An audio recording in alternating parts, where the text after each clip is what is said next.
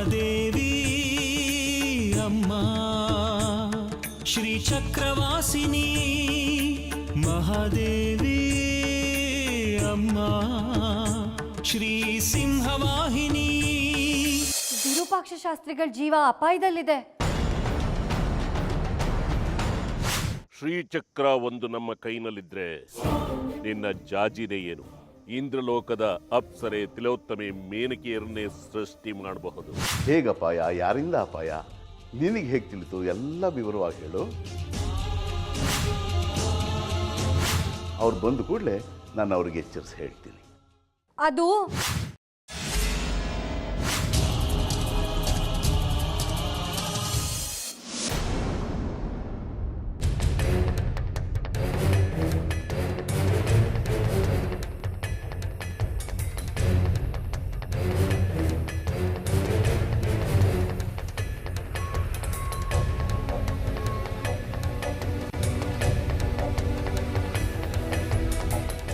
ಇನ್ ಮುಂದೆ ನಮ್ಮನ್ನು ತಡೆಯೋರು ಯಾರೂ ಇಲ್ಲ. ಅಮ್ಮನವರೇ, ಈಗ ತೋರಿಸಿ ನಿಮ್ಮ ಆಟ. ನಾವು ಮೂವರು ಒಂದಾಗಿದ್ದೀವಿ. ಶ್ರೀಚಕ್ರ ನಮ್ಮ ಕೈವಶವಾದ ಮೇಲೆ ನಾವು ಸರ್ವಶಕ್ತರಾಗ್ತೀವಿ. ಅಲ್ಲಿವರೆಗೂ ನಿಮಗೆ ಈ ಬಂಧನನ ನೀವು ನಿವಾರಿಸ್ಕೊಳ್ಳಿ ನೋಡೋಣ. ಜಾಜಿ ನಿನ್ನ ಅಪರಾವತಾರನ? ಆ ಜಾಜಿನೇ ನನ್ನೊಳನಾಗ ಮಾಡ್ಕೊಂತೀನಿ. ನೀನ್ ನೋಡ್ತಾ ಇರ್ಬೇಕು ಅಷ್ಟೇ.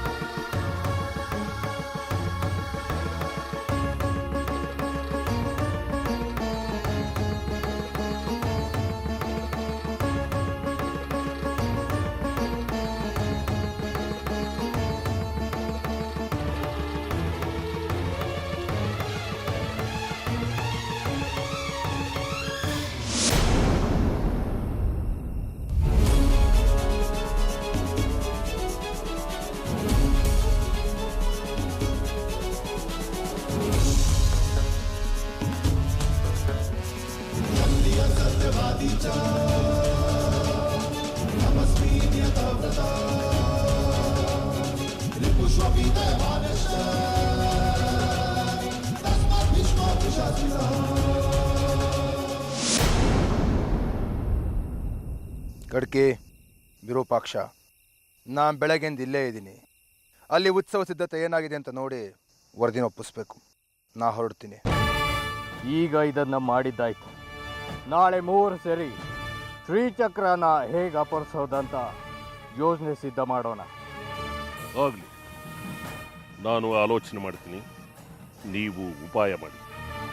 ನಾಳೆ ಮತ್ತೆ ಸೇರೋಣ. ಸೇರಿದ ನಂತರ ನಮ್ಮ ಆಲೋಚನೆಗಳನ್ನು ಒಂದುಗೂಡಿಸ್ಕೊಂಡು ಶ್ರೀಚಕ್ರಕ್ಕೆ ವಶಪಡಿಸ್ಕೊಳ್ಳೋದಕ್ಕೆ ಸಿದ್ಧತೆ ನಡೆಸೋಣ.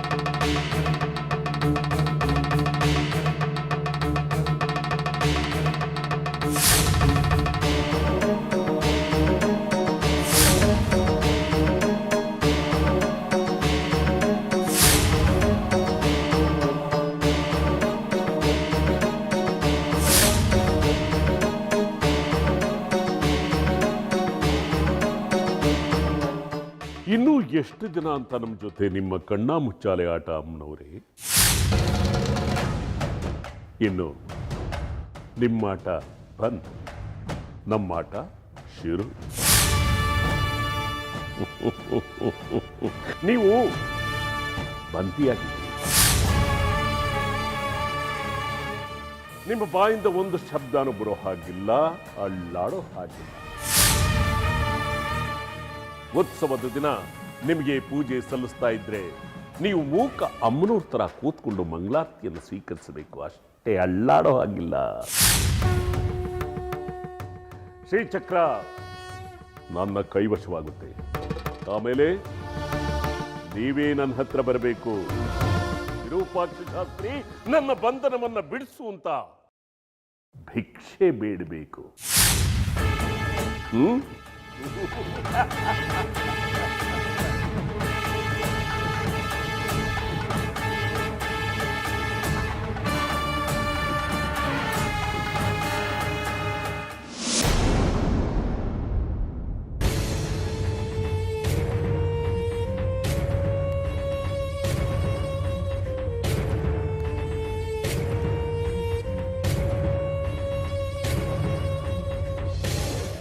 ಏನ್ರಿ ವಿರೂಪಾಕ್ಷ ಶಾಸ್ತ್ರಿಗಳೇ, ಇದೇನ್ರಿ ಅಮ್ಮನವ್ರ ಮುಂದೆ ನಿಮ್ಮ ಪ್ರಲಾಪ?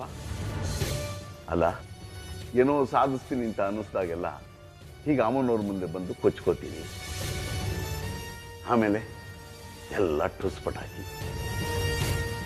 ಈ ದೋಷ ಎಲ್ಲ ನಿವಾರಣೆ ಆಗಬೇಕು ಅಂದರೆ ಅಮ್ಮನವರಲ್ಲಿ, ಆ ಮಹಾತಾಯಿಯಲ್ಲಿ ಶರಣಾಗಿ, ಅದನ್ನು ಬಿಟ್ಟು ಅಹಂಕಾರದಿಂದ ಹೀಗೆ ಠೇಂಕರಿಸೋದಲ್ಲ. ನೀವ್ಯಾಕೆ ಬಂದ್ರಿ ಇವಾಗ? ನಿಮ್ಮ ಪ್ರಲಾಪಗಳು ಹೇಳೋದು ಬಿಟ್ಬಿಟ್ಟು ಬಂದ ವಿಷಯ ಹೇಳಿ ಹೋಗ್ತಾ ಇರಿ ಅಷ್ಟೇ. ನಿಮ್ಮ ಕಥೆ ಕೇಳೋದಕ್ಕೆ ನನ್ನ ಹತ್ರ ಸಮಯ ಇಲ್ಲ. ಉತ್ಸವದ ಸಿದ್ಧತೆಗಳಾಗಬೇಕು. ಅದು ಸರಿ ಬಿಡಿ, ಹಾಳಾಗೋ ಕಾಲಕ್ಕೆ ಸಮಯ ಎಲ್ಲಿರುತ್ತೆ ಹೇಳಿ? ಜಾಜಿ ಬಂದಿದ್ಲು ನಿಮ್ಮನ್ನು ನೋಡೋದಿಕ್ಕೆ. ಏನು, ನನ್ನ ಕಾಣೋದಕ್ಕೆ ಜಾಜಿ ಬಂದಿದ್ದ? ಹೌದು, ನಿಮಗೊಂದು ಗುಟ್ಟು ಹೇಳಬೇಕಾಗಿತ್ತಂತೆ, ಅದಕ್ಕೆ ಬಂದಿದ್ಲು. ಅದೆಂತದ್ರಿ ನನ್ನ ಹತ್ರ ಅವಳು ಗುಟ್ಟು? ನಿಮ್ಮ ಜೀವಕ್ಕೆ ಸಂಚಕಾರ ಇದೆಯಂತೆ.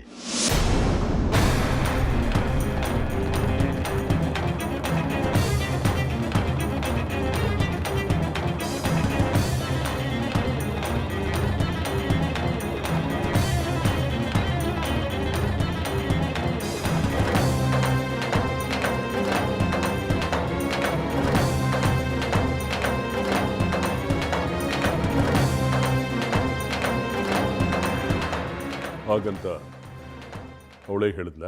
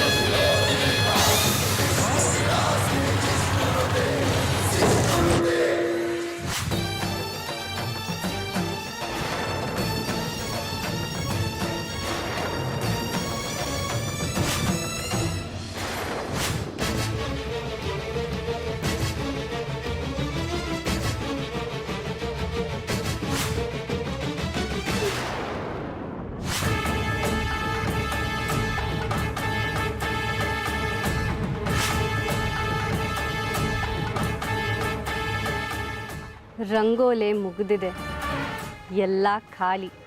ಖಾಲಿ ಆಗಿರೋದನ್ನು ಇಟ್ಕೊಂಡು ಏನು ಮಾಡಲಿ? ಮತ್ತೆ ತುಂಬಿಸ್ಕೋಬೇಕಲ್ಲ ಇದನ್ನು. ಯಾವುದನ್ನು ಖಾಲಿ ಬಿಡಬಾರ್ದು ಅಂತ ನೀವೇ ಹೇಳಿದ್ರಿ. ಕೆಲವರು ಚಾಪೆ ಕೆಳಗೆ ತೂರಿದ್ರೆ ಇನ್ನು ಕೆಲವರು ರಂಗೋಲೆ ಕೆಳಗೆ ತೂರೋದಕ್ಕೆ ಪ್ರಯತ್ನ ಪಡ್ತಾರೆ.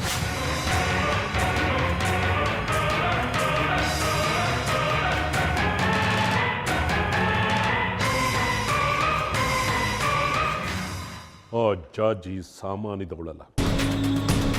ಅವಳು ಏನಾದರೂ ಹೇಳ್ತಾಳೆ ಅಂದರೆ ಅದರಲ್ಲಿ ಏನೋ ವಿಷಯ ಇದೆ ಅಂತ. ನನ್ನ ಜೀವಕ್ಕೆ ಸಂಚಕಾರ. ಯಾರಿಂದ ಅಂದರೆ ಹೇಗಂತ ಅದನ್ನೇ ಹೇಳಲಿಲ್ಲ ಅವಳು. ಅದುವರೆಗೂ ಚೆನ್ನಾಗಿ ಮಾತಾಡ್ತಾನೆ ಕೂತಿದ್ದವಳು, ಏನೋ ಹೇಳಬೇಕು ಅಂತಿದ್ದವಳು, ಇದ್ದಕ್ಕಿದ್ದಂತೆ ಏಕದಮ್ ಮೌನವಾಗಿಬಿಟ್ಲು. ಏನೂ ಹೇಳಲೇ ಇಲ್ಲ, ಹಾಗೇ ಹೊರಟೋದ್ಲು.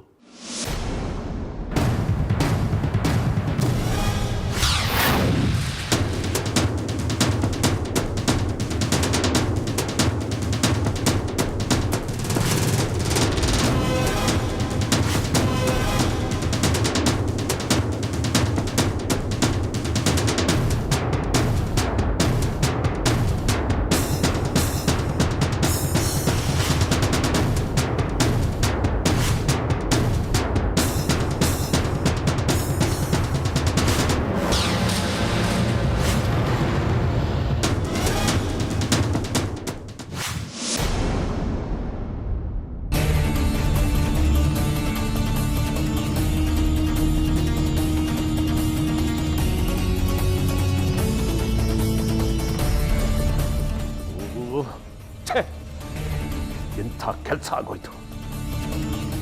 ನನ್ನ ಮರಣ ರಹಸ್ಯ ಹೇಳಕ್ ಬಂದವಳು ಬಾಯಿ ಕಟ್ಟೋಯ್ತಲ್ಲ,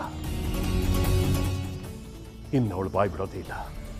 ಅಂದ್ರೆ ಉತ್ಸವ ಮುಗಿಯೋವರೆಗೂ ಆ ಗುಟ್ಟು ನನಗೆ ತಿಳಿಯೋದೇ ಇಲ್ಲ. ಏನ್ರಿ ಹಾಗಂದ್ರೆ? ಓ, ಏನೋ ಒಳಗುಟ್ಟಿದೆ ಹಾಗಿದ್ರೆ. ಅದು ನಿಮಗೆ ಸಂಬಂಧಪಟ್ಟಿದ್ದು, ಹೇಳಿದ್ರೆ ನಿಮ್ಗೆ ತಿಳಿಯೋದು ಇಲ್ಲ. ಉತ್ಸವ ಕಾಲ, ಜಪ ತಪ ಅಮ್ಮನವ್ರ ಸೇವೆ ಮಾಡಿಕೊಂಡಿದ್ದು, ಹಾಗಾಗಿ ಇಂಥ ಸುದ್ದಿಗಳನ್ನು ಕೊಟ್ಕೊಂಡಿದ್ದು.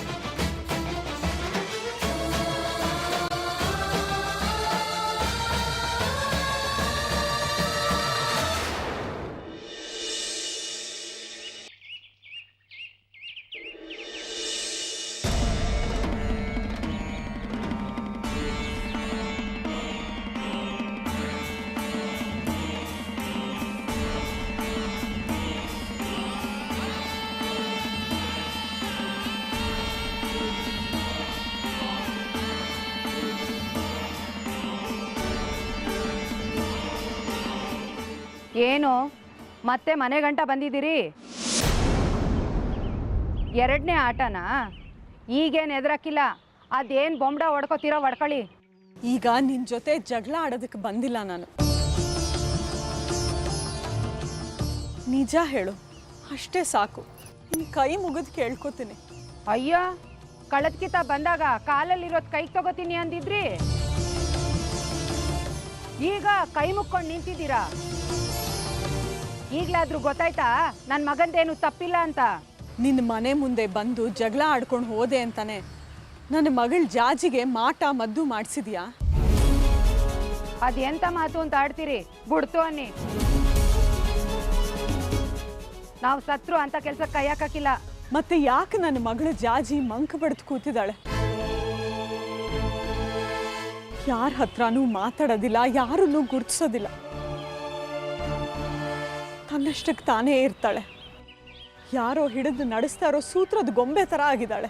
ನೋಡ್ರವ, ಅದೇನೋ ನನಗೆ ಗೊತ್ತಿಲ್ಲ, ಆದರೆ ಈ ಚಕ್ರಾಪುರಿ ಅಮ್ಮನವ್ರ ಮೇಲೆ ಆಣೆ ಮಾಡಿ ಹೇಳ್ತಿದ್ದೀನಿ, ಅಂಥದ್ದು ನಾವೇನೂ ಮಾಡಿಲ್ಲ. ಅವಳಿಗೇನೋ ಮೆಟ್ಕೊಂಡಿರ್ಬೇಕು. ಎಲ್ಲಮ್ಮನ ಗುಡಿಗೆ ಕರ್ಕೊಂಡೋಗಿ ಬೇವಿನ ಬರ್ಲಾಗೆ 2 ಇಕ್ಸಿ ಎಲ್ಲ ಬಿಟ್ಟೋಯ್ತದೆ. ಅವಳಿಗಿನ್ನೂ ನನ್ನ ಮಗನ ಹುಚ್ಚು ಹೋಗಿಲ್ಲ ಅಂತ ಕಾಣತ್ತೆ. ನೋಡ್ರವ, ನನ್ನ ಮಗ ನಿಮ್ಮ ಹುಡುಗಿ ತಂಟೆಗೆ ಬಂದಿಲ್ಲ, ಶುದ್ಧವಾಗಿ ಅವನೇ. ಹಾಗಿದ್ರೆ ನೀವೇನು ಮಾಡಿಲ್ಲ ತಾನೆ? ನೋಡಿ, ಯಾವ ಜನ್ಮದ ಪಾಪನೋ ಏನೋ, ಈ ಜನ್ಮದಲ್ಲಿ ಬಡತನದಲ್ಲಿ ಕಾಲ ಕಳೀತಿದ್ದೀವಿ. ಇನ್ ಮದ್ದು ಮಾಟ ಮಾಡಿಸಿ ಯಾವ ನರ್ಕಕ್ಕೆ ಹೋಗಾನೆ? ನಾನಾಗ್ಲೇ ಹೇಳ್ದಂಗೆ ಎಲ್ಲಮ್ಮನ ಗುಡಿಗೆ ಹೋಗಿ ಒಂದು ಆರತಿ ಮಾಡಿಸ್ಕೊಂಡು ಬನ್ನಿ, ಎಲ್ಲ ಸರೋಯ್ತದೆ.